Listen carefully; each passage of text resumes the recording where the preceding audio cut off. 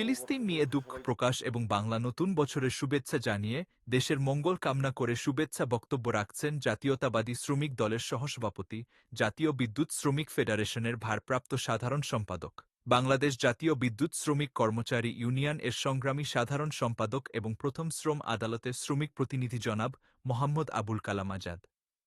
আরও উপস্থিত ছিলেন অন্যান্য নেতাকর্মীরা। রিপোর্ট করেছেন AR রাসেল।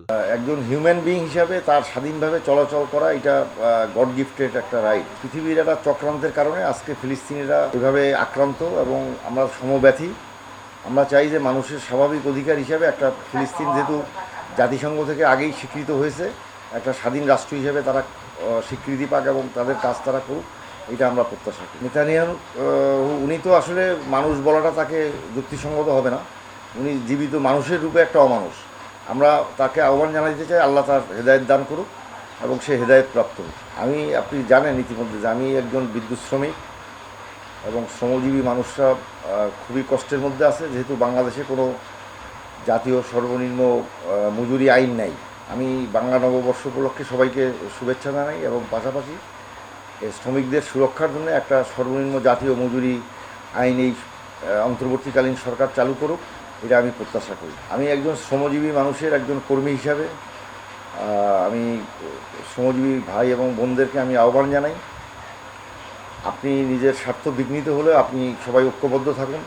বাংলাদেশে একটা জাতীয়তাবাদী শক্তির উন্মেষ যাতে ঘটে আমাদের নেতা তারেক রহমান সাহেবের নেতৃত্বে এবং আগামী দিনে দেশের মানুষ যেভাবে চায়, দেশের সংবিধান অনুযায়ী দেশের মালিক জনগণ তাদের ভোটের মাধ্যমে খুব শীঘ্র আগামী ডিসেম্বরের মধ্যে একটা নির্বাচিত জনপ্রতিনিধির হাতে যাতে এই দেশের শাসন ব্যবস্থা অর্পিত হয়, সেটা আমি শ্রমজীবীদের পক্ষ থেকে প্রত্যাশা করি।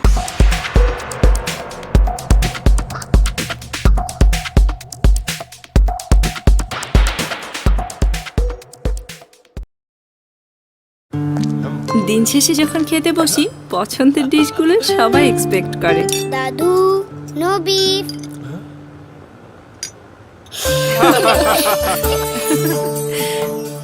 খুশির এই মুহূর্তগুলো আমি কখনোই হারাতে চাই না, তাই মোবাইলে 10678 নাম্বারটি সেভ করে রেখেছি। আমি নিশ্চিন্ত যে আমি ছাড়াও একজন আছে যে আমার ফ্যামিলির খেয়াল রাখছে।